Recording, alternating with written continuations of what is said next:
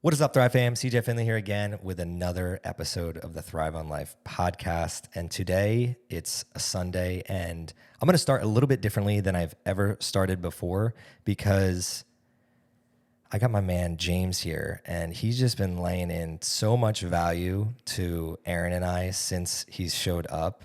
And I want to show some gratitude to that. So before we jumped on this podcast, he was helping with real estate ideas. He's helping with relationship ideas. And I want to give you the floor a little bit here to, one, talk a little bit about how you ended up in Austin here today, because one of the things I love podcasts for is the connections. And today I feel like I have not only a new friend, but somebody that I can look up to in a lot of different ways. And I want to thank Eric Hinman for making this connection, but I'd love for you to kind of walk through how you even ended up here in my podcast studio today.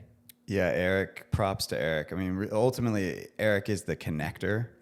But what brought me here was the Austin Fit Fest.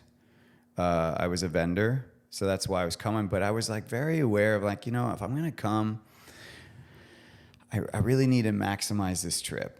Because I just had this instinct. I'm like, the Fit Fest, it's a new audience for us. A lot of the people there's a lot of martial arts, there's MMA, there's CrossFitters, but there's also a lot of weightlifters. And I'm not trying to degrade anyone that's in that field. I'm very passionate about that field of kind of bodybuilding and way of looking at the body. I'm really into it. And a lot of the people in those fields tend to gravitate towards foods that are not natural, right? A lot of it's these powders, and a lot of these kind of like laboratory made stuff. So it's just kind of it was like a reach. I'm like, okay, I'm going to be bringing organ meat nutrition to these people.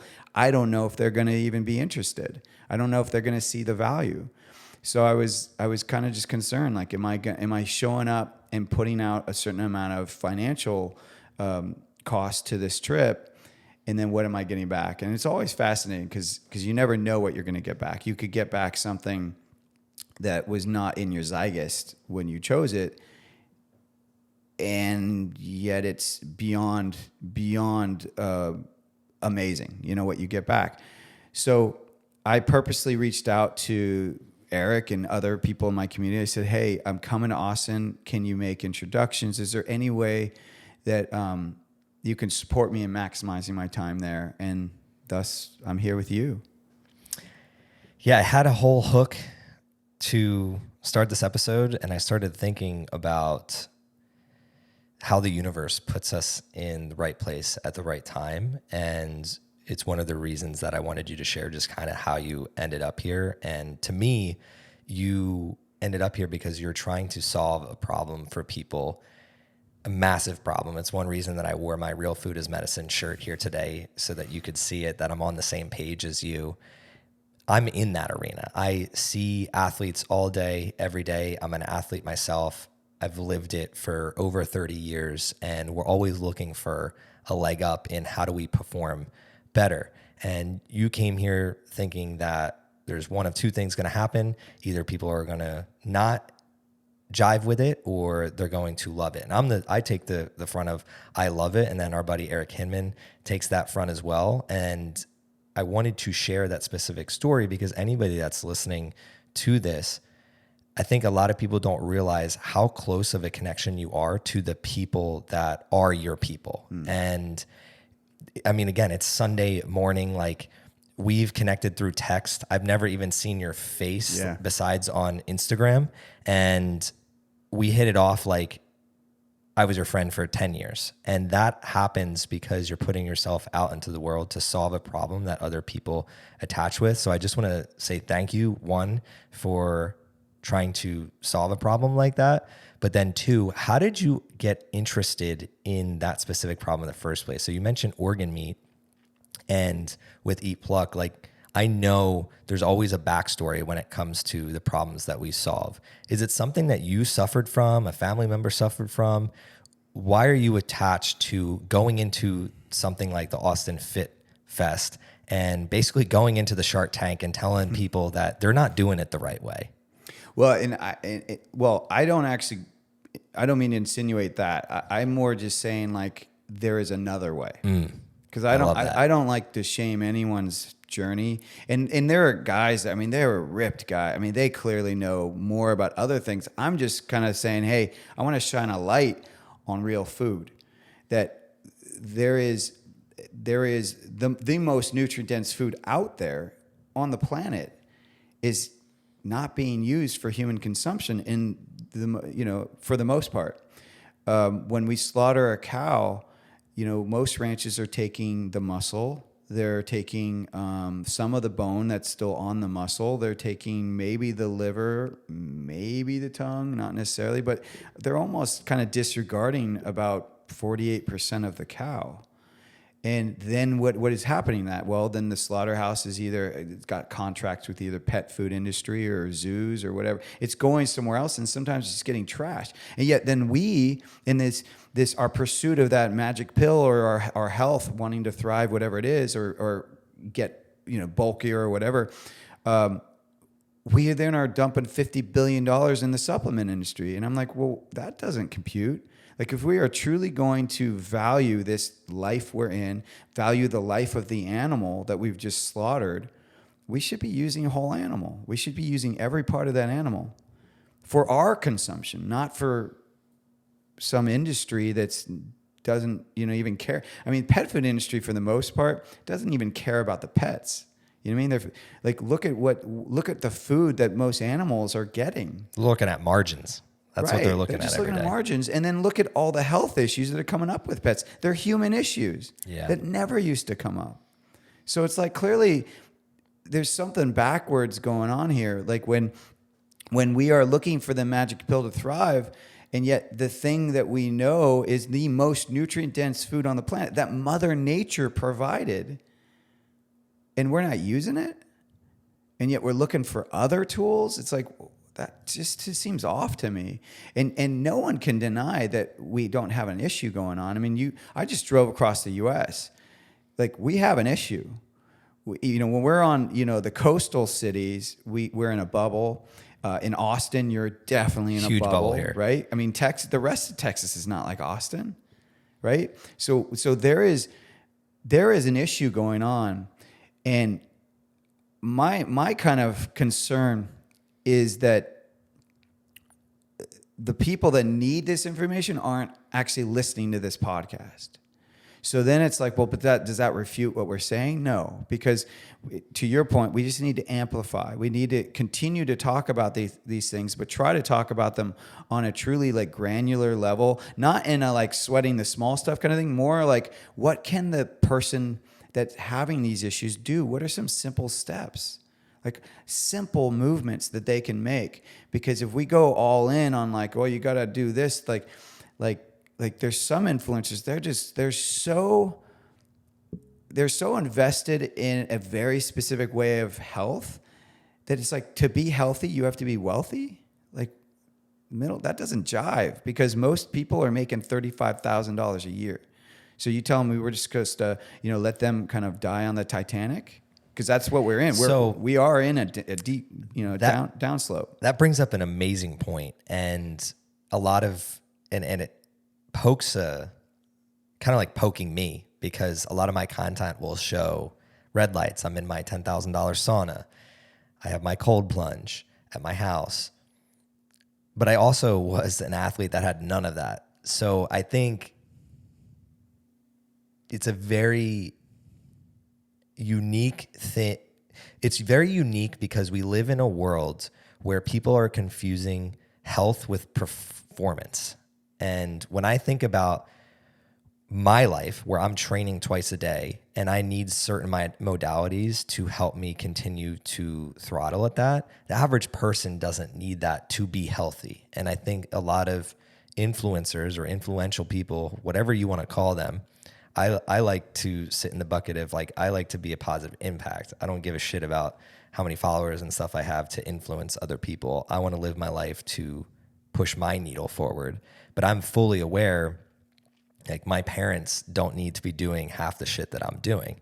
And it's really cool to see the product in front of me where this is something that I've worked with my parents specifically on. Is it's not necessarily what you need to do, it's what you shouldn't be doing. And that's where when you talk about products that you're adding on to your foods, so different dressings, different things that you're adding to the food that cause even more harm, that's where I think there's a huge disconnect in the world where like they don't understand that. So they don't understand, like, if I go to the store and I buy one type of mayo versus another type of mayo, that there's going to be a drastic difference. And the thing with the mayo is like a lot of people are probably eating that every single day. So they're either eating the healthy version or the unhealthy version every single day. And getting them to eat meat or getting them to eat other things might be a little bit easier to do because they're already kind of doing it. And I don't want to tell them like, oh, you need to go to the butcher and get this type of meat. Like that's very hard. The barrier to entry to do that is hard. It's why I don't really talk about it on my social media, but getting them to maybe take away some of the certain things that they're doing to then implement something like Pluck is a lot more manageable to do. So if I were talking to them, let's say, because they fit in that demographic that you're talking about, it's just like, what information do they need to know? And because she's my mom will listen to this. Rather, how many people out there of that demographic are listening to things like this? Like, we're in a bubble. They're probably not listening. But how do you get somebody to understand the value of a product like this and how to integrate it into their life? Yeah, I feel like the message I'm kind of more and more boiling down to, and in that slightly mission a little bit. I mean, my mission is to support people in eating whole animal, but how do I get people there? Because there's a lot of hurdles, right? And one of the entry points I'm finding, and this kind of connects to your question of how did I get here, is educating people that the food you eat affects your health. And I know that's such a simple thing, and a lot of people listening will be like, well, duh, of course. But I'm telling you, I just drove across the U.S. People don't know it. They don't get it. They don't see the connection. They do not connect that the food they put in their mouth is going to directly relate to how healthy they are. And if you really think back at it, when did you learn it? Like, when did I learn it? And for me, I learned it when I was in my early 20s, but I learned it because I did get sick. I got a kidney stone. And it was the most painful thing I've ever gone through. But it doesn't stop there. Like, the only reason then I connected the dot to it was something I ate, it was because when I passed the stone, the doctor who was in the room with me, I said to him, I said, so how do I ensure I never get this again? Because that was crazy painful. And he said, well, what have you been eating? Had he not asked me that question, I don't think I would have connected that it was caused by the food I was eating. So these are they seem like little things that we kind of toss over the side of our head because we've been in the industry or we've been in this, we're so far along in our health journey, but it's like those are huge movements, huge. And I'm telling you, most of Americans are clearly not getting it because if they did, then they wouldn't be buying so much. Coca-Cola and Pepsi wouldn't be two of the biggest companies in the world. Yeah, this is such a hot topic. Do people care enough about their health? That's like, is it because I live in a bubble where it's cool to care about your health? But when I was on the East Coast, it was almost like, I hate to say it, but it was almost cool to be sick. Like people are just like, oh, like I got to take this or I got to do this or here's what the doctor said. And there's no environment where you have your community that actually cares about what personal health looks like. And I feel like you can't teach something that you don't truly know in this space. And we grow up in a society where you go to school and the teachers are teaching you something and they might have just, they might not be living it. They just know a fraction of it. But in terms of like what health looks like in terms of food, and you say eat real food, this is where it's such a hard topic to wrap your mind around. Because I'll even ask you this, like, what is real food? Yeah. And How do you define that to somebody? And it's confusing right now, right? Because most of my life, I've been being told, eat your vegetables. And now all these influencers saying, don't eat your vegetables. It's like, what the fuck? So, and then to that point, vegetables 50 years ago are different than vegetables today. Totally. Because of fertilizer and Hybridization, pesticides and what's coming out of the ground now. Same thing with meat. The meat is different. So that's where I've really struggled, is how do you convey that to somebody? And you brought up an amazing point. And I want to really give you credit for, I poked you a little bit where I said the supplements versus the real food, and you answered in a way I knew you were going to answer, where it's like, there is no right way. Like, and that's so huge in health and wellness, where each individual is N equals 1. What I eat is going to affect you differently and the person next to you differently. It's going to affect us all differently. And I think that's another thing that we have to get away from, where we try to put like, eat this certain thing on other people, but that might not necessarily agree with them, or they might be getting different results from that. When we're talking about how somebody should be eating throughout the day, and we'll stick to eating the whole animal, you mentioned the cost.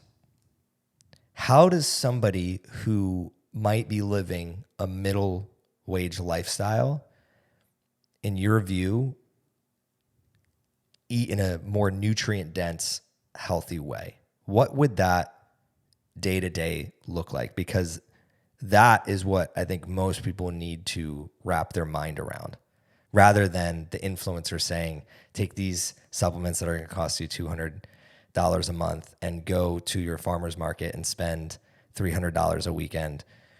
Where do we meet in the middle? Well, I think there's some, I think first of all, we need to simplify. We need to recognize and honor that modern living is overwhelming. People are stressed out. You mean, you're a new parent, you know, you're now entering a whole new stage. Who you were is not going to get you to the next moment, because now you have another being that you need to, care for and be, and who you're responsible for. And you've never done that. So this now, moving forward, this is you anew, right? And you're going to find you're going to make lots of mistakes, but then you're going to do some things well. And then you're going to find at one point, you're going to think, well, I can now tell people how to be a parent. But then you're going to enter a whole new stage with your child, and they'll be like, oh shit, I don't know shit. You know what I mean? Like, every moment you think you know something is the next moment you realize you don't. And I almost, like, there's something on that kind of tip of my tongue based on what we're talking about, that I just feel like, well, I'm just going to throw it out there and kind of hear your response and hear your audience's response. Is like, does it even really matter?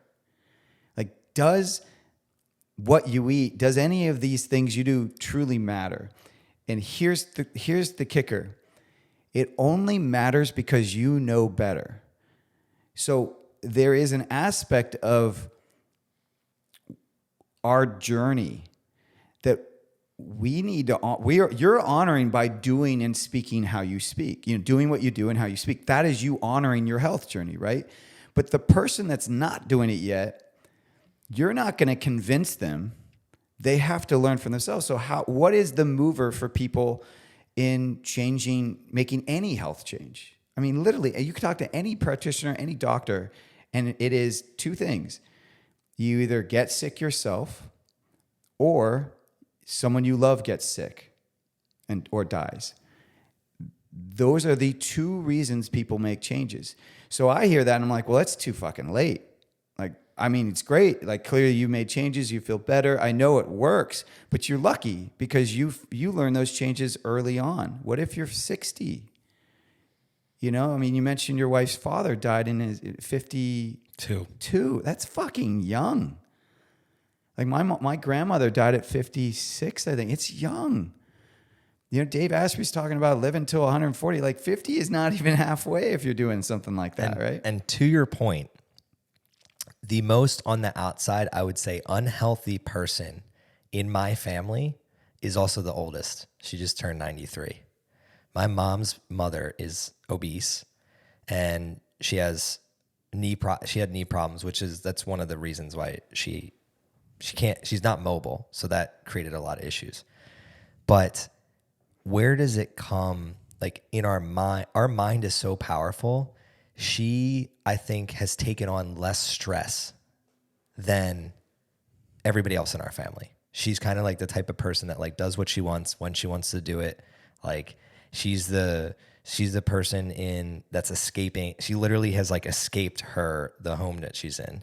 And I love it. Like every time I hear it, I'm just like laughing. I'm like, I have a little bit of that in me and I love that aspect, but it made me change the way that I was viewing health, because I was like, this doesn't make sense. Like the person who has least cared about their health really in our both sides of the family. And then you have this interesting thing where my dad's side of the family has always been about like being skinny and like on the outside external, like caring a little bit about their health, but they all die of cancer. And I'm just like, why does that happen? Well, like their mentality and their mindset around what was healthy, they ate a lot of pizza, they ate a lot of processed foods. Whereas like my grandmother might be overweight, but she cooked a lot and she did a lot of different things. She ate a lot more meat, I would say. So I'm having the opportunity to analyze, just like you're talking about, and change my trajectory, not just from a physical standpoint, but from like a mental standpoint. And that's where I think there's a third way that people can change. And they, just like you said, like for me, I got sick. I saw people that in my family either lost a parent really young or they themselves passed away. And that brought fear to me, not necessarily fear of death, but fear of I didn't get to live the life I wanted to live prior to that happening. The third way though, and I think this is where social media and podcasts and things like this are so important in today's world, is I started understanding that what people were capable of when they felt their best. Mm-hmm. Visualization is such a heavy thing for me. We'll bring back up Eric Hinman. Seeing him perform at the way he does, I was like, how does a human being at 43 perform like that? Well, that puts an imprint in my head of like, oh, I'm 32.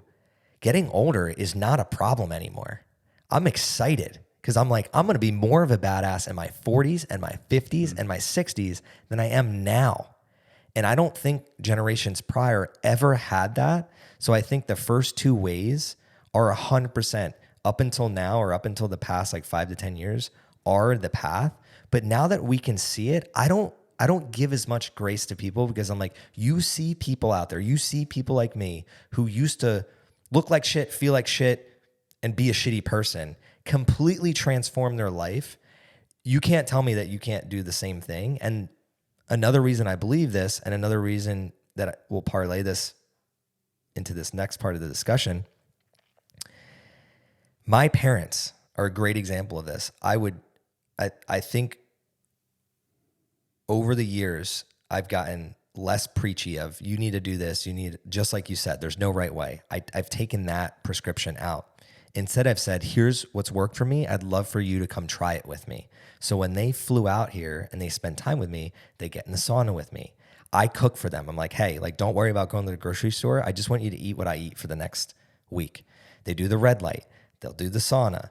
They'll do even like the mental health stuff. Like when my dad comes here, he's not allowed to turn the news on when he first wakes up. He either has to stay in his room or he has to come out here and he has to engage and like be in a different mindset. And he did blood work with me last time. I'm getting them to follow a little bit of my lifestyle. And at the end of them spending time with me, they both look at me like, we feel really good. You can't tell somebody to convince them. They have to feel a little bit of it. And the third way of visually showing people what's possible, I think all we need to do is keep doing that, because then it might convince them that, oh, I just need to enter this one little space. And if I feel better, that'll trigger that. Because now, like I talk to them about this stuff all the time, and they are seeing a little bit of improvement in different areas. We have a better relationship overall. For you, how have you tried to not only improve the health of like yourself and your family, but what have you seen like work well? I don't like the word convince, but I guess that's like, what have you seen work well? Is there any stories like I just told, or what has worked well with getting people to try new things? Because I think that is the premise of everything that we're talking about. If somebody is willing to try something and it helps them feel a little bit better, then that's when I think they get that spark or that hook. Yeah, well, I think there are two things happening, and I can even use your story as kind of the explanation in a sense. But one is you're doing this for you. You're not doing these things to convince them of anything. You are modeling. I'm going to focus on these things for myself. I am going to take care of myself. I am going to heal myself. I am going to like you are living this life, and thus you are a model for other people. But you don't have to do any convincing, because you just doing what you're doing will eventually be what someone needs to hear and see.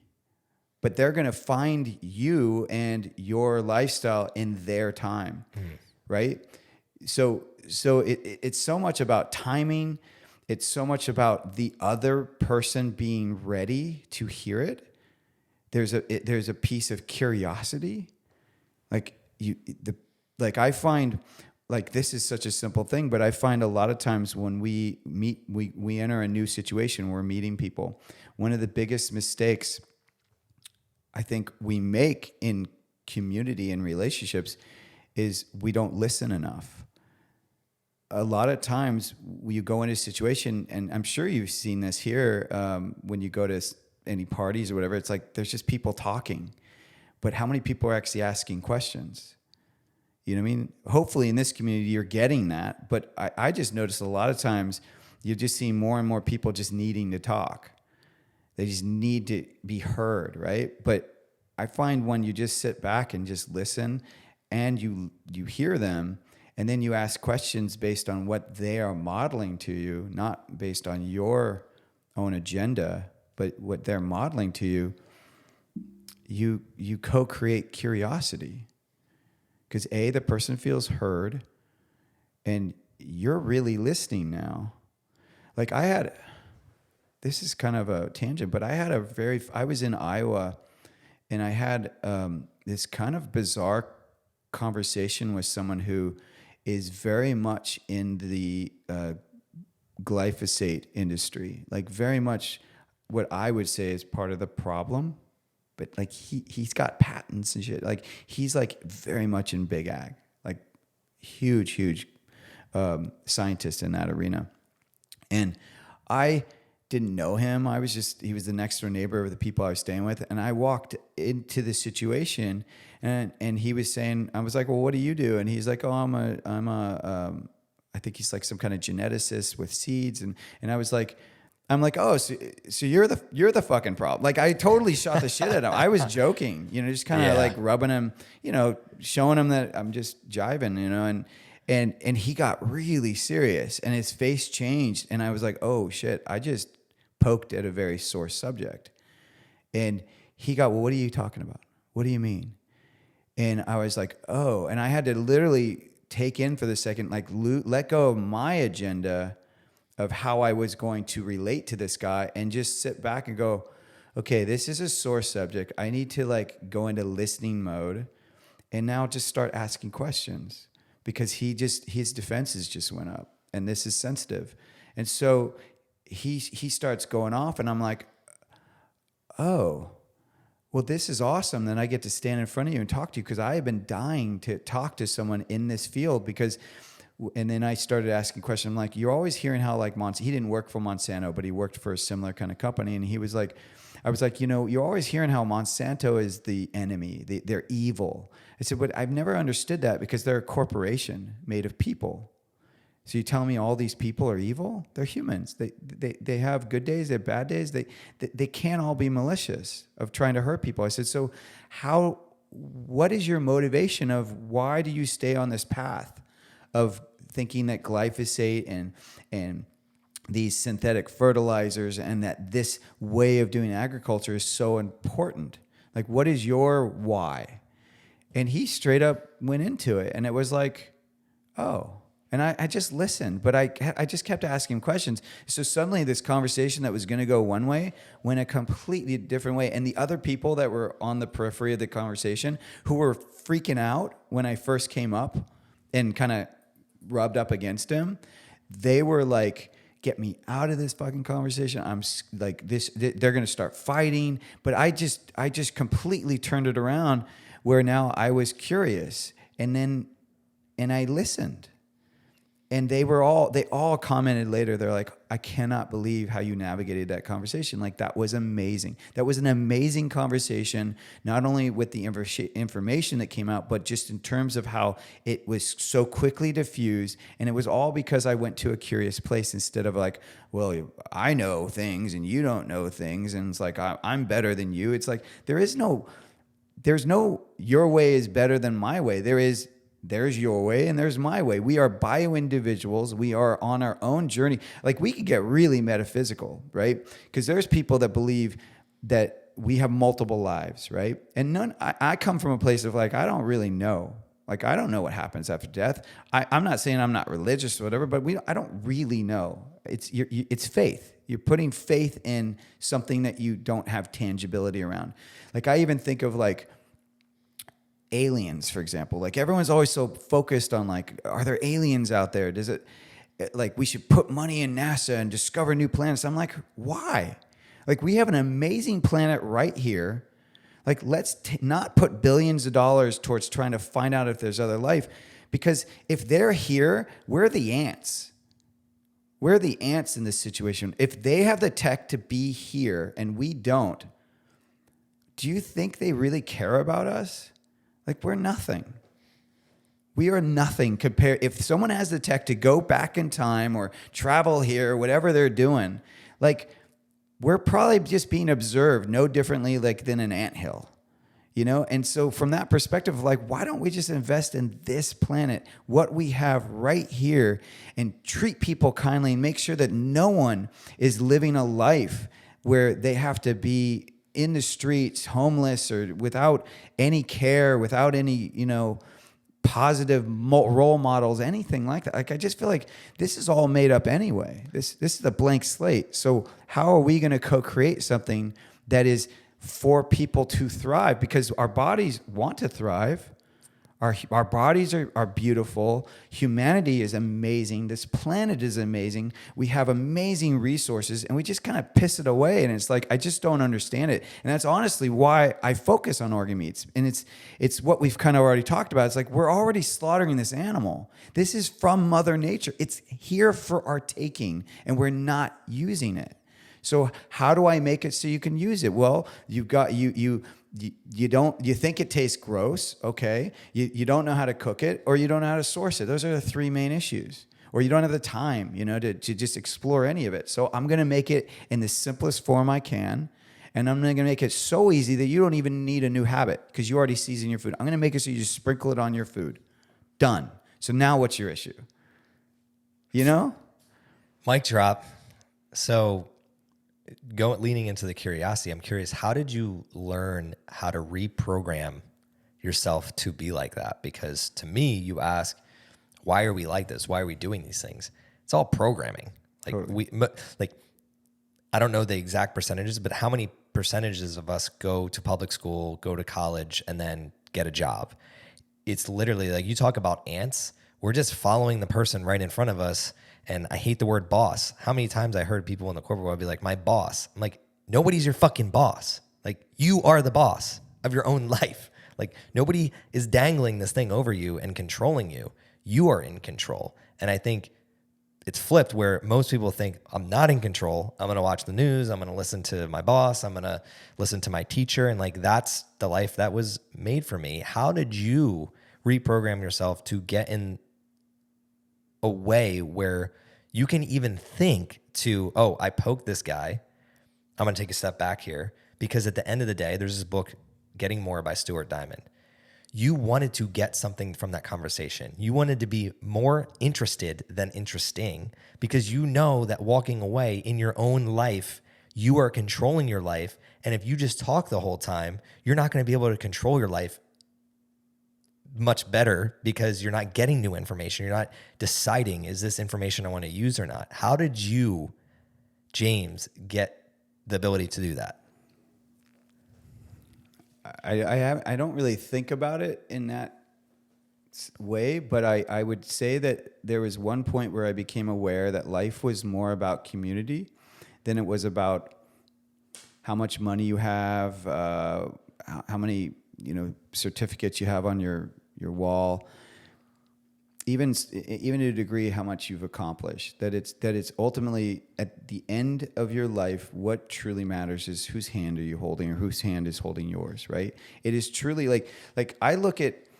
I've in my lifetime I've just kind of come to boil things down to very simple places. Like I was talking about life and death, right? So I know that when we're born into a body. I know that when we die, this body doesn't leave this planet. It decomposes, but it stays here. Whatever happens before I was in this body and whatever happens after this body, I don't really know. Okay? Now I can spend the rest of my life looking to try to figure that out, but I feel like that's a life unlived because everyone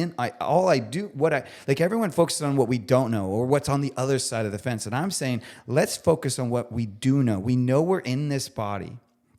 So then maybe that means that this life is about living in this body and it's about being in our senses and connecting and feeling and loving and holding and being physical. Like maybe that's what it's about. And if that's what it's about, then that's how I'm going to learn my lessons. And so someone could even say, well, what about paraplegics? Like they're not in their body. I'm like, no, they are in their body, but they're in a restricted body. But that's their journey. And so a lot of this then becomes kind of letting go of the ego of like me thinking that my way or the highway. And it's more about like, well, everyone is on. So I'll go back to this bigger concept of like, why are we here? So if we are on this planet and we are, and there is this idea of like that we come back to this earth to learn our lessons. Okay. I never talk about this, but I actually really do believe this. And I believe it because of different things in my life that have happened. There's a really great book called, oh gosh, why am I skipping on it? Many Lives, Many Masters. And actually in this book, when I read it, the way that this book talked about life and death, I was like, that's what I believed before I even read this book. So it's almost like I read something I already believed. And I was like, that was like a clue to me. Like, this must be true then. Like, how can they know what I was already thinking? This is some random person who wrote a book, right? So there was already synergy. But the idea is that we come onto this planet, and the only way we can learn spiritually or energetically, whatever, however you want to look at essence beyond body, is to be in a body. So you come to this planet to learn, and then you leave, and now you're an ethereal gas, whatever you are, you know what I mean? And you're just something else.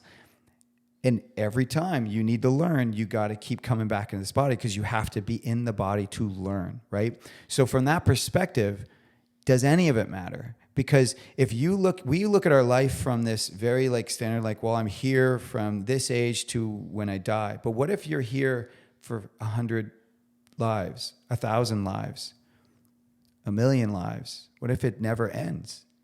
And you just keep coming back to learn, right? And I don't say this as an out of like, oh, well, it doesn't matter. I'm more just saying like that this life is about learning, and it's not about being right. It's just about learning. So if that is the case, then that means any path you go down is a source of learning. And so is it more important to be right, or is it more important to honor the path that you're on? And what I see happening, and it's growing with the way that the influencers in social media is almost becoming now a resource, as though like, you know, the Dr. Spock book of like baby medicine was back in the day for people. Like, people are talking about things, and I feel like if anything, we're confusing things because they're like, the vegetables are good, no, they're bad. Eat red meat, no, it's not good for you. Eat lean meats. No, they're not good for you. It's constantly fluctuating because humans are inconsistent. So whatever path you choose, though, is going to lead you somewhere. And then what happens is that we get instincts. And that's where I go, oh, those instincts are godly. Because those are, you get different instincts than I get. So that's you are a vessel. You're getting these instincts. And so now there's clues going on your path. And so something is happening that I don't understand because it's not physical. It's energetic. It's religious. It's something different, right? And so you're getting instincts around, well, maybe I should go down this fork in the road versus that one. And then you go down one and you're like, no, this doesn't feel right. I need to change. And we're constantly just navigating our lives with those instincts. And sometimes part of your journey is learning to listen to those instincts. But the thing I'm very positive of is our job is not to shame ourselves over our choices. However, if that is what you do, then that's the journey you're on. And only when you're ready to change that will you then learn something new. But the whole point being that it's not necessarily about the right or wrong. It's more about whatever journey you're on. It is uniquely yours. You don't need to shame it, but hopefully your goal is to honor it and then let that carry you to the next place. And I use this quote a lot, the Maya Angelou quote, but I really find it's brilliant and it really encapsulates everything I'm saying is do good until you know better and then do better.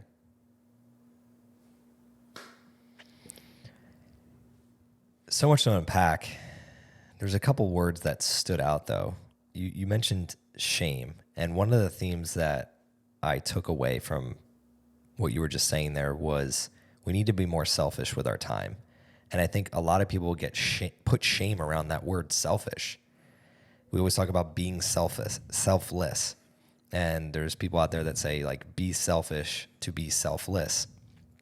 And when I say be selfish, you were selfish in that conversation where you poked that guy because you realized me spending time arguing with him isn't going to lead to anything. We're literally just wasting time.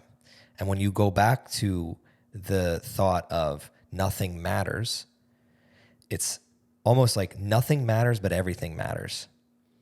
And what I mean by that is that quote has literally changed my life because when I started to understand the people around me that were dying of ailments and people that died too soon, and this could potentially be me, I started living more because I started realizing that none of this actually does matter. Like, it could happen at any moment that we leave the body. However that looks, however you want to believe, that's on you.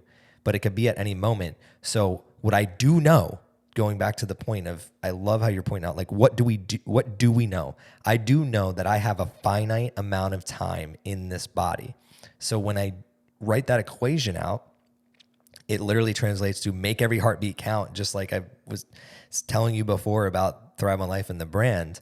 And it helps you live in a way where you have less arguments, where you are more kind, where you do show up in service, where you are selfish with your time here on earth so that you can give more of yourself while you are here. So I love how you went about navigating that because it hits home so much with me, and even how we're sitting here in this podcast studio in my house, because I started thinking about the finite amount of time I have. How do I want to spend that time? And if anybody that's listening to this, if you've known me my whole life, you've seen the transformation of I used to be the guy that you were literally talking about. I would poke the bear because I thought it was funny to like get all riled up and have this argument and try to be right, rather than understanding like I don't even want to spend my energy in that way. So if I don't believe that this conversation can be mutually beneficial, then I'm just not even going to have the conversation, and I'm going to steer my time and my energy elsewhere.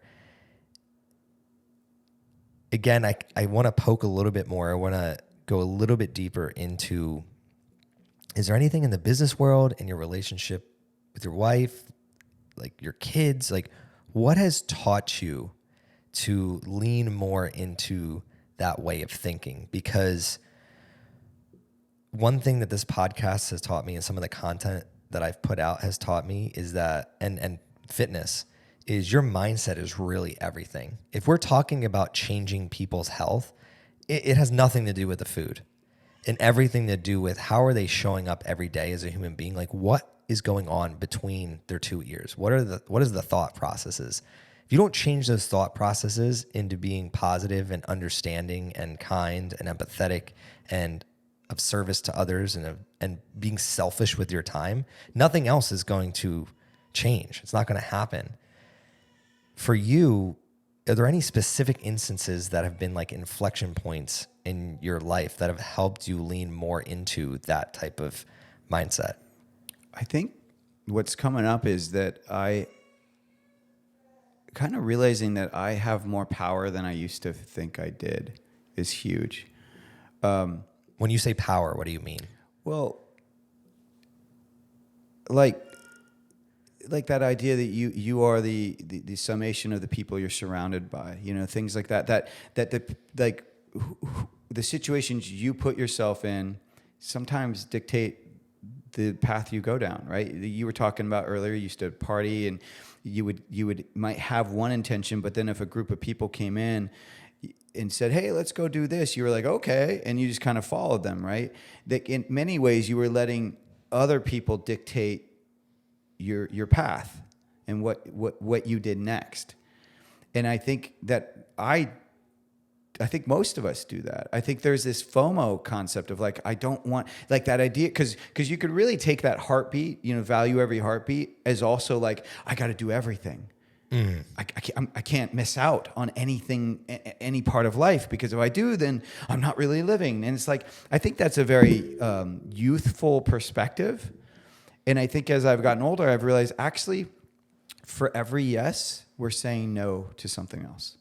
And particularly once you have a kid and you realize that time, and everyone always says this, but as your kid gets older, you really feel it. You're like, you're in a phase, like your kid's 0 to 6 months. That's one phase. And then suddenly they're 6 and now suddenly they're 7, or 6 months and now they're 7 years old. And you're just like, wait. So they're no longer a baby? Wait, did I miss that? Because I was working that whole time, or I was traveling that whole time, and my other partner was the one that had to deal with the child when they were toddler or whatever it is. Like like children are a perfect example of how fast life goes. And that 0 to 17 to you or I feels like nothing. Like particularly to me, I'm almost 50. So 17 years, that's nothing. Like that's a blink of an eye for me. But I mean, in terms of my own life is what I'm saying. Like I look back at I look at things more from 25 years or more. You know what I mean? Like I can't believe that I've already lived almost 50 years. So the idea of 17, I see now how small that time frame is. So you think about it, that's what you experience as a parent, 0 to 17, 0 to 18, whatever. That's kind of the time that your kid's going to be potentially with you in your household. And then they're gone. They are their own person. That's not a lot of time. And so I have quickly just kind of come to realize that I need to really focus on what is the priority, like what is my mission, first of all, in terms of what I'm trying to support during my time on this earth. But it still is trumped by connection to my wife, connection to my family, connection to myself. I mean, because it all feeds the mission, of why I'm here on this planet. Like if I can model to my 2 daughters the type of what a man and what a male can be, then hopefully I'm setting them up for the type of males or men they might attract if they go that route. Maybe it's women, but either way, whatever partner that they attract, I want it to be someone that is like respectful, someone that's kind, and someone that is asking questions, that's curious. You know what I mean? And so it just once again goes back to we have to be the change. We have to be the thing that we want everyone else to be. We just have to live it. But I also think we have to have kind of humility with it, because this idea that we're perfect is just such BS. I mean, I think it's hilarious because you talked about like like, what's the journey of what got everyone here? Well, you talk to anyone in this field, everyone has faltered, and that's why they are here where they are. If they are a high performance person, it's because they used to not be a high performer. We all need the contrast, right? That's what makes us change, is contrast. So you have to honor the journey to recognize contrast. You have to like value your time, and having boundaries is a good thing. I think, like saying like, you know what, I actually don't go out past 9. I don't drink. I don't do this. Like for me, I'm not celiac, but I am gluten-free. And I mostly do it because my wife has Hashimoto's and it helps to be gluten-free. And so the whole family does it in solidarity. And I got to tell you, I love it. I love having that restriction. And everyone's always like, oh, but I don't want to have diets. I don't want to have restrictions. I'm like, no, it helps, because when you're in a situation where there's lots of desserts and junk food or anything like that, you can't eat it because most of it's not gluten-free. And it's so much easier to know that I don't even have to go there. So, this is such a hot topic. They are like everyone that just said that to you, they are going to experience restriction in another way. They're either going to get sick and then they're going to be restricted by what they are going to do. They're going to have a sugar high and then come down. So they're going to be restricted in their mood and how they feel, but nobody thinks about that. And I loved what you're saying. It reminds me of, instead of doing 1,000 reps, just do 50 reps well. And when I get the heartbeats and I talk about the heartbeats, that's really what it's about. It's understanding there's finite. You can't do everything and you can't be everything to everyone. If you're everything to everyone, you're nothing to nobody. And when you recognize that things are finite, you're saying, okay, I have this constraint that I can only do so much. What if I took a step back and just performed well? And again, going back to, I'm really big into like education reform and the systems that we were brought up in, creating our thinking. And that's where the people around you, when you had that discussion with those person, like couldn't fathom themselves in the shoes of you who diffused it and actually gained something of value from that conversation. Cause we're not taught to do that. Like in the system, we're raised like, I remember if I went back to school, it was like focus on 8 classes in a day. And I look at that and I'm just like, 8 classes in a day, you're one of 30 students in the class. How am I supposed to understand anything about 8 topics in one day? Like I now know as like a parent and I'm like looking at the different things, like you only have so much brain power to focus on like 2 or 3 little things that really need to get done that day. And then the rest is just like, let's just make it happen the best that we can make it happen. So when you think of what James was just saying here, think of your life and in totality, what do you want to do really well? And most people say, oh, I want to be a great parent. I want to be great in my relationship. To your point earlier, nobody's intent usually is to be malicious. But if you don't think right now, what does it even mean to do well in those areas? You're allowing yourself to say yes to other areas, which then is a no to being a great parent, a no to being great in that relationship. And I love this part of the discussion. We're getting close to wrapping up, but since you are like, I'm really looking forward to our relationship outside of this podcast and like getting to know you a little bit more, because you're further along on that journey than I am in terms of having a relationship and with your partner and then your kids and your business. I'd love to know, how do you balance all that? How does it look like to live a life in the day of James and balancing those things that he wants to do well? It's constantly it's constantly asking questions. So it's never like, in no way am I perfect. I'm a work in progress, right? But I think the fact that I recognize I'm a work in progress is key. Like I'm not trying to be perfect. I'm just trying to do the best. I'm trying to do the best I can every moment. And I'm also trying to leave the situation better than it was when I came in. So those two are constantly working together. I have learned that multitasking doesn't work. That was a big lesson. I used to try to do everything. I used to have 5 jobs. When I used to own a meal delivery. When I lived in LA, I owned a meal delivery service. I was private chefing for like 4 different celebrities. I was also an apartment manager. And then I was also trying to just have a life, right? So I was so divided, and I didn't do any of them very well. I did them all okay, but I learned as I lost my health, running my meal delivery service, and I was barely getting any sleep, and I wasn't exercising, I wasn't eating right. Everything was just kind of spiraling downward. I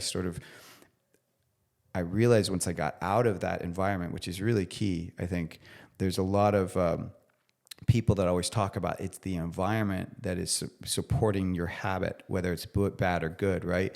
So really important, like if we go back to even health, that you ensure that the things that are going to support you in thriving are not in the environment, or the things that are going to deplete you from thriving are not in the environment. So I don't bring foods that are not the things I want to eat into my environment, because I know that my humanity will motivate me to eat them if I do. So I've learned now, just don't bring them in the house. And that way, if I do want that ice cream, it's not in the freezer. I have to actually work to go get it. And then that gives me some space. Sometimes we just need a breath between the craving and the action, or whatever it is, like the feeling and the action. Maybe that's the better way to describe it, is we just need a breath in between that. Because a lot of times it's something else that's going on. It's like I'm just emotional because I'm having a hard day. I'm thirsty. I'm dehydrated. I need some fat versus I need sugar. I need more protein. There's always something else going on. And I think it's recognizing the humanity of that. I may not get it right, but my goal is to thrive. My goal is to be around for my daughters. That's my why. I want to be not just like alive, but I want to be functional and thriving. And so the other big lesson that I've learned that's really changed me is that I no longer see the business plan separate from the health plan. They are one. And that's been revolutionary. And so this is actually a really important distinction, is that, I look at everything as like, well, who said this is how it has to be? Like, I literally have gotten to the place now where I look at everything as, okay, it all started out as a blank canvas, and we have socialized ourselves to believe this is necessary. So let's look at the business work week, 40-hour work week. Well, if that was supposed to be the way everything is, then why aren't other countries doing 40-hour work weeks? France doesn't do a 40-hour work week. Italy doesn't do a 40-hour. Like, other countries do different work week hours. So then that tells me, like, oh, so it's subjective. It's whatever works for that society. Well, if my business is online, which nowadays a lot of people are co-creating here or manifesting, then it's really up to me what I want it to be. So now I get to build it around what works for me. So I make sure now that my work week or my work day starts out with family time, obviously getting kids out the door, getting them to school, getting them to their day, but then exercise, or even that sometimes before family time, but either way, exercise is built into that. Cooking time to actually make my food from scratch, because that's one of the biggest movers of health, is actually controlling the ingredients of the food you make. And then making sure that my day ends at a certain point, and not carrying my day into the rest of my evening, or my job, not carrying the rest of my job into the evening, but really like drawing a line of like, when I leave this office, I'm done. And if I need to go for a walk around my block to just kind of shift gears, then you do whatever you need to do. But that I try to like break off these kind of blocks of like that self-care that includes exercise and food, family time as a parent, as a father, ideally, and this is the one that gets kind of left behind for a lot of us, is husband-wife time or partner time. Like that one gets, is lower on the list, because I mean, I some parents put it up pretty high, but it's like that one's a challenging one. Like, we just moved, we don't have childcare set up yet. You know what I mean? Like, it takes a lot of effort to put that as a priority, but it is important. And I always am striving to make it a priority, but I'm not perfect at that one. However, what I do, talking about partners, the people that we choose, one thing that is a constant with me is that I do choose my partner daily. Like I wake up and I try to look at her with those fresh eyes every time. I try to listen to her, and admittedly, like there's still sometimes like divides, because she'll even say like, I told you this and you didn't do it, or you didn't remember. And I'm like, well, I wasn't really listening. And I said, and so we actually even had a conversation where it's like, well, you sometimes come to me where I'm in the middle of something and you expect me to be listening, but I'm in my train of thought. I'm in my tunnel vision. So what would help is if you touched me, first of all, because I'm very tactile. So that would help me if you touched me. And then I shifted my body image or my body to face you. And then tell me what you need to tell me, and I will listen. And make sure my eyes are on your eyes. Like I need your support in that, because when you come to me and I'm in my world, I'm still in my world. Like you can't expect me to leave my world because you're the one that interrupted me. So if you want to interrupt me, then you need to do it in the way that I will best hear you. Receive. Exactly. And you could say that's selfish, that's this. It's like, no. That's the boundary. We all are unique in how we listen, how we love, how we take in information. And what you want is to get to a place where you can communicate with your partner what best works so that they can receive you in the way they need. So in a sense, you're telling them how to best push your buttons. Like if you were like, I don't know if you're a bicycle, you're basically explaining them like, this is how to ride me. Like, this is how you do it. This is the kind of bike I am, whatever it is. That was one of the biggest learning lessons in my relationship. Erin actually has a word for me, coach mode. Sometimes I gotta turn off coach mode so that she receives things in a way which doesn't come off as me being like aggressive versus me just being super passionate. And I think a lot of males probably deal with that, and we've created words to help us understand each other better. Timing of day is a huge thing. We were talking about in our like previous discussions of like, I used to, or she used to we would fire hose each other. So as soon as we felt something, we would bring it to that person immediately rather than saying when would be the best time to actually bring awareness to this thing that we want to bring to the table. And that was game changing in my relationship. Then everything else falls in line. But in terms of like the time spent, like that's what I'm suffering from right now, is that individualized time, because with an infant and understanding and like no family that lives in Austin, and getting time alone is just not a thing.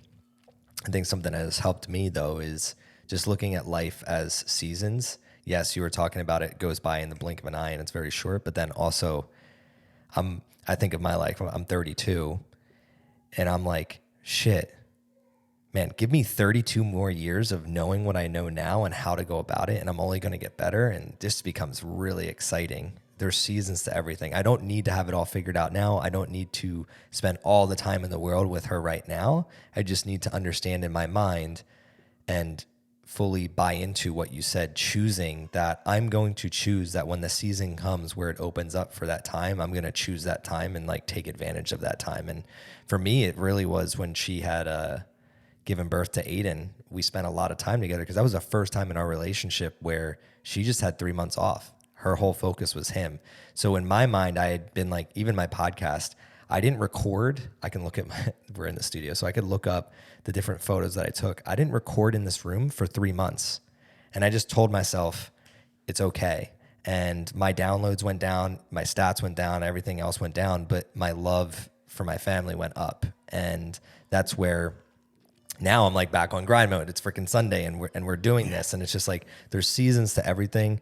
And I'd love to wrap up on these topics, because like relationship is huge for me, and I feel like we could go onto a whole another spectrum. The last question I have, because it's something that like when I saw on your website, not for pluck, but Eat Naked Kitchen, you work closely with your wife.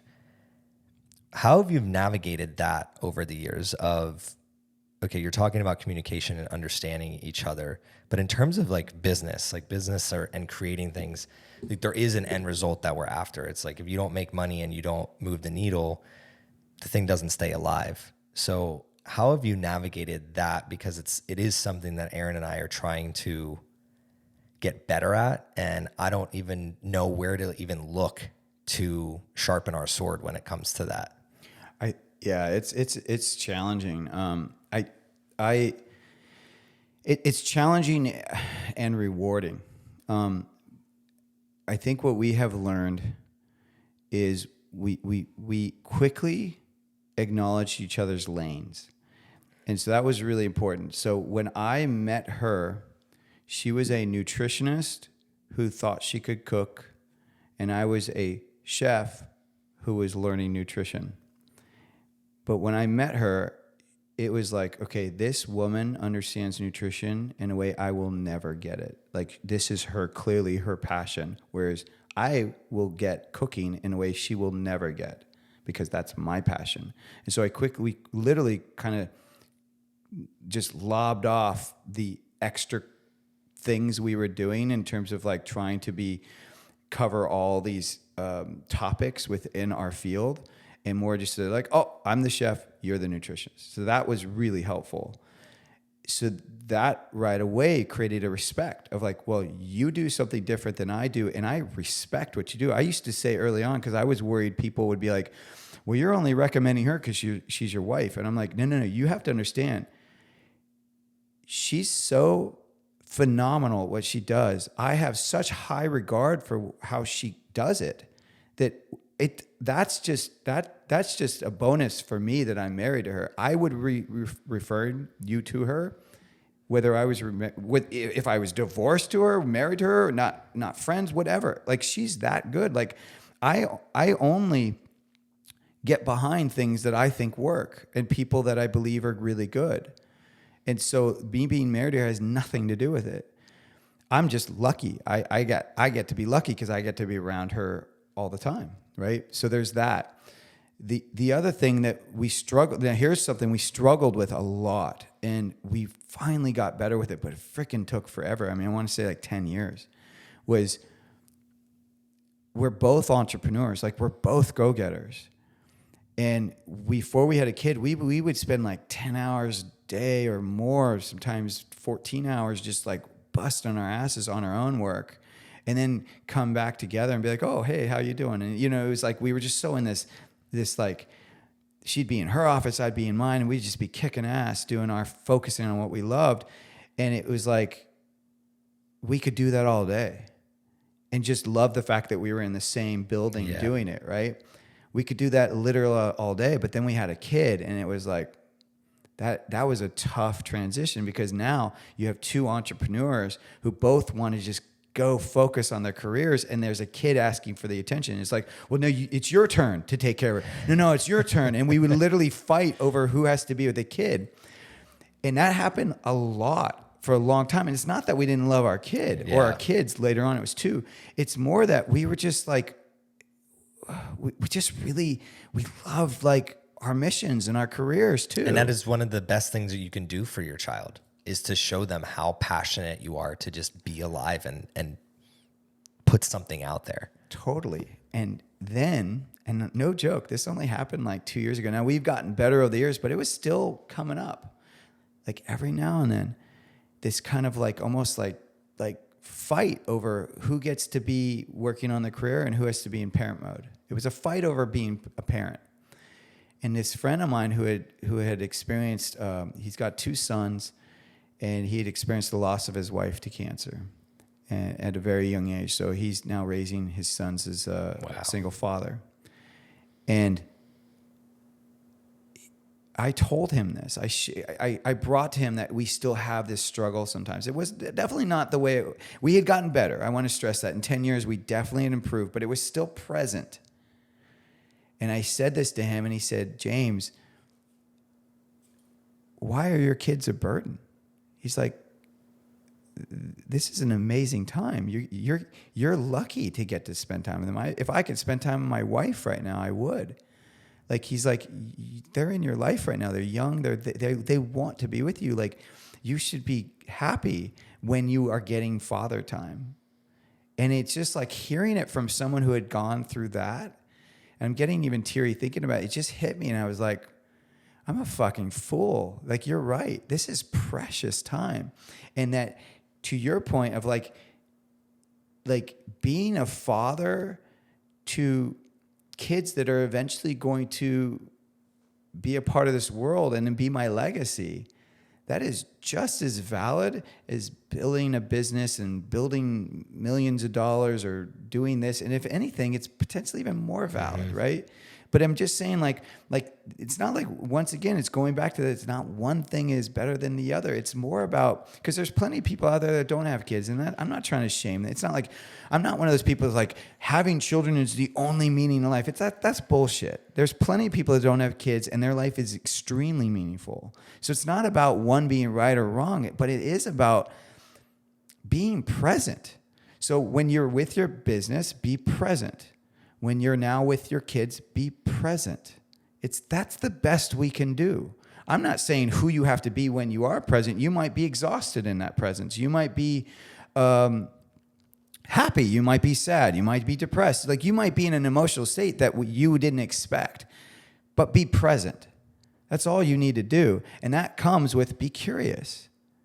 Like, don't just say the same things to your kid every day. How was school? What did you do? Like, first look at them. Like, when they walk into the room, does your face light up? Because I know inside it you light up. Like, I know inside us we are thrilled to be connected to our children and our partner. Like, otherwise we wouldn't have made this choice, right? There is a thrill deep inside us.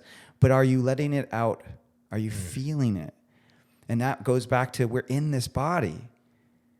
Like, it's okay to not be, it's okay to not be perfect. It's okay to not control the state you're in. It's okay. But be present with wherever you are. And like, I just find that helped me so much. And no joke, I came back from that weekend of seeing that friend, and my attitude had completely changed when my wife was like, hey, you got to be with the kids. I'm like, awesome. Oh my God, yes. And I like literally felt excited, and it wasn't like me putting that on. Like, I was like, I cannot wait. And it was just that shift. It was like a mind shift a shift of like realizing it's not a burden. It's actually something I do want, but I just need to honor it. I need to honor that. And I wasn't honoring it. I was putting more weight towards my burdens, because the truth is, I'm not trying to pretend we're not millionaires. We're not like, our businesses are doing well, but they're nowhere near where we want them to be. Right? So I'm not out the mountaintop. And when you're a performer, and like when you're a high performer, no matter where you get, you're always feeling that same thing. Exactly. Yeah. Right. So I'm never gonna reach that end. So that's even more a reason of like, okay, then I really just need to focus on being present, because that business will never be where I need it or want it to be. There's no end. I am always growing. Even when I eventually sell the business, I'm still now growing. I'm just transitioning. But so ultimately, what I feel like this boils down to, and the whole conversation in a sense, is like, but how am I showing up? How am I treating myself and those around me? And how am I kind of valuing the realities of what this life is, which is we are alive. That's what we know.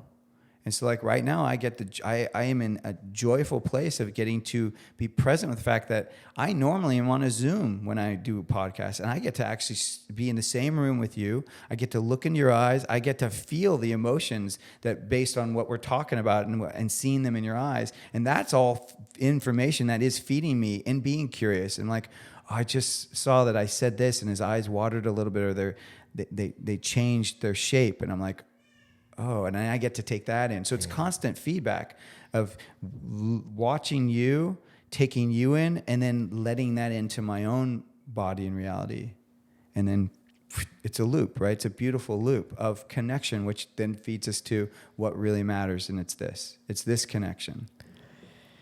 It is this. And that's why, thank you so much for stopping by here today. It's something that's so fulfilling. One of the reasons I started the podcast was this, quote unquote, to me is flow state. I can forget outside of, I hear Aiden like whining right now or crying. He is crying. Can't wait to go play with him after this. But outside of that, I'm just here. And it's one of those things where I love how you said presence. Since I've become a father, it's like presence over presence. So presence with a C over presence with a T, and making sure that my time with him is quality, because I can't beat myself up. I can't always be everywhere, and he's going to go off into the world and be his own man. And I'm very much looking forward to guiding him there. But in the moments that I am with him, how is he going to remember it? Is he going to remember that I'm distracted? Because that's what I remember. I love my dad, but I remember a lot of times where he was distracted and he wasn't fully with us. And My dad too. Yeah. And I know that if he reflected and we sat out here and have a conversation, he'd be like, yeah. And we'll justify it in certain ways. And then in other ways, he'll be like, yeah, I should have been more present. And I have the advantage of having a relationship with him over the years where I can then say, do I want that for myself? And it's no. And that's humanity. It's really just, like you said, being better. What was that quote that we were just like about Maya Angelou? Do good until you know better, and then do better. Yeah. And that is, I think, if you're in my shoes and you're 32 and you have your parents, one of the things I've been trying to do is give grace to them more. Is just like they did what they could to their best of their knowledge. They didn't have the internet when they were growing up. They didn't have social media. They didn't have friends that were challenging them on like, is this the best that we can do? They were just doing their best. And for me, my goal is to just do better than them. And then Aiden's goal should be to do better than me. Totally. So I really loved how we got to this point of the conversation, and I'm grateful that we had this moment. I just want to share this last piece because I'm just feeling very drawn to share it with you. The awareness is obviously part of what we're talking about, right? Is the presence. With presence brings awareness, because when you're present, you're feeling. You're in the senses, right? You hear the room. You see the person. You feel the chair. We're present. Present is in your senses, right? And that awareness of being in the senses and the difference of when I am present versus when I'm not, contrast again, is really key. And one thing that I have learned that is so different from how my dad was is I bring that awareness of my own state to my kids. So, for example, we just did a huge move from the West Coast to the East Coast, huge transition. I was extremely stressed preparing my old home for renters, and it was very stressful. There was so much that had to get done. The list was so long, and I was the one doing it. And I remember my daughter at one point she was asking me questions, and I was really kind of sharp. I was really no, what almost kind of yelling, but she hadn't done anything wrong. And I suddenly noticed that my voice was different and I was kind of sharp. And I said to her, honey, you need to know something. I am stressed out right now, and this is why. And so when you come to me with this kind of situation and you hear my voice go up and you hear me kind of being very sharp at you, I'm not actually angry with you. You didn't do anything wrong. I'm like, you asking me this is totally fine. I'm just so stressed that I can't answer it in any different way right now. It's going to come out with me being really sharp because I'm feeling sharp. It's going to come out with my voice kind of higher because I'm having trouble relaxing. So that's the state I'm in. But I don't want you to take my state on. And so that my awareness to her, it's amazing. My daughter, my 11-year-old, she's got a way of communicating her state in ways that I only just learned in my 40s. She gets it. And I think it's because of that. I think it's because of the presence, and I think it's because of that awareness. And I think it's about the honoring of where we are is okay. But no, and there's no but. Where you are is okay, and where you're going is also okay. Just give yourself the dignity of going wherever you need to go. And if you end this life having learned, then fabulous, because I believe that's what this life is about. And if you end this life having not learned and maybe caused destruction and hurt people, then if there are other lives, which I do believe there are, you're going to be coming back learning the same freaking lessons. So learn what you can today, because enlightenment is on the other side. It's not end of enlightenment. It's continued enlightenment. It's continual growth. But it's on the other side. You just got to listen, be curious, and be present. We're going to end there. Thank you, James. We end the same way every single time, where first and foremost, we want to support you. So we want people that have listened to this to reach out to you, James, connect with you, learn a little bit more about what you're up to, and potentially either be a new friend, business partner, customer, whatever it may be. How is the best way that that person could get in contact with you? So the product that I'm really focusing on and supporting people to eat whole animal is Pluck. It's an organ seasoning. We call it a ancestral superfood powder. We make it so it's got 5 organs: liver, heart, kidney, spleen, pancreas. We've got a website called eatpluck.com. You can find us on social, which is also Eat Pluck. You can find me at Chef James Berry. I welcome anyone reaching out. I'm a big fan of community, and particularly anyone that this podcast brought up any questions, or if you're just like BS on you, and you want to call me on something, then let's have that discussion. I don't pretend that I'm right. I'm just sharing what my heart's saying. I love that. Be sure to reach out to Eat Pluck, and then at Chef James Berry, you're going to want to talk to him. It's been awesome. Like y'all didn't even get to hear the conversation we had before we even jumped on here. So yeah, that was I amazing. would love for you to have a similar conversation with James here. So please be sure to reach out to him. Last question we always ask everybody: if you were to define the word thriving, what does that mean to you? Well, given the conversation, thriving for me is what's coming up is smiling. Thriving is smiling. If you're smiling, then in that moment you are thriving, because life can be hard, and if you can find that happiness, that smile, that joy, that moment of forgiveness for whatever is hard, then to me you're thriving.